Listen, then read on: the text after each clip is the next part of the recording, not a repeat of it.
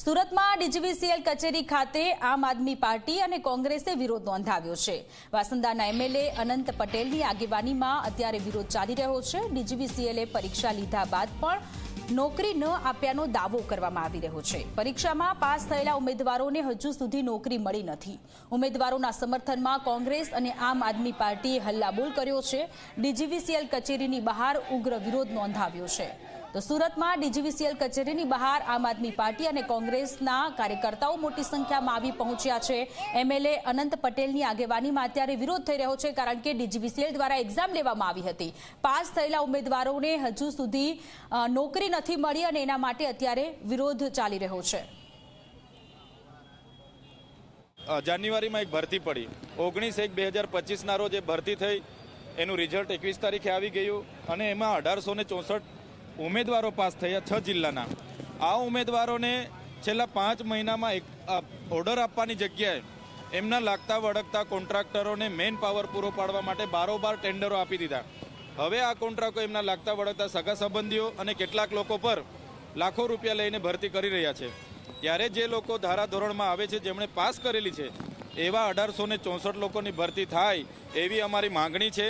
આજે અમે ઉમેદવારો સાથે આવ્યા છે। જો દિન 10માં આ લોકો નિર્ણય નહીં લેશે, દિન 15 પછી 6 જિલ્લાના તમામ લોકોને સાથે રાખીને હજારોની સંખ્યામાં અમે મોટું આંદોલન કરીશું। સુરત શહેરમાં ડીજીવીસીએલ ભરતી મામલે વિરોધ નોંધવામાં આવી રહ્યો છે। દ્રશ્યમાં જોઈ શકાય છે ઉમેદવારો સહિત કોંગ્રેસના કાર્યકર્તાઓ જે છે અહીં વિરોધ કરી રહ્યા છે, કારણ ડીજીવીસીએલ દ્વારા ભરતી લેવામાં આવી હતી। ઉમેદવારોએ પરીક્ષા પણ આપી હતી, પરંતુ પરીક્ષા આપ્યા બાદ પણ જે રીતના જે છે તેમને નોકરી નહીં મળતા વિરોધ જે છે અહીં દર્શાવી રહ્યા છે। ઉમેદવાર જે છે આપણે એમની જોડેથી જાણીશું કઈ રીતના આખી ભરતી હતી અને કેટલા સમય સુધી તમને હજુ બી નોકરી નથી મળી।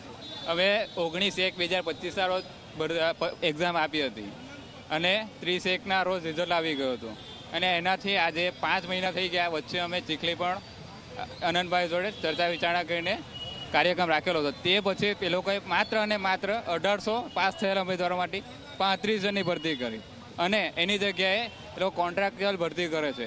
દરેક સબ ડિવિઝનમાં 9 માણસો મૂકે છે। કેટલી જગ્યા માટે આ ભરતી હતી ને કેટલા લોકોને નોકરી મળી છે?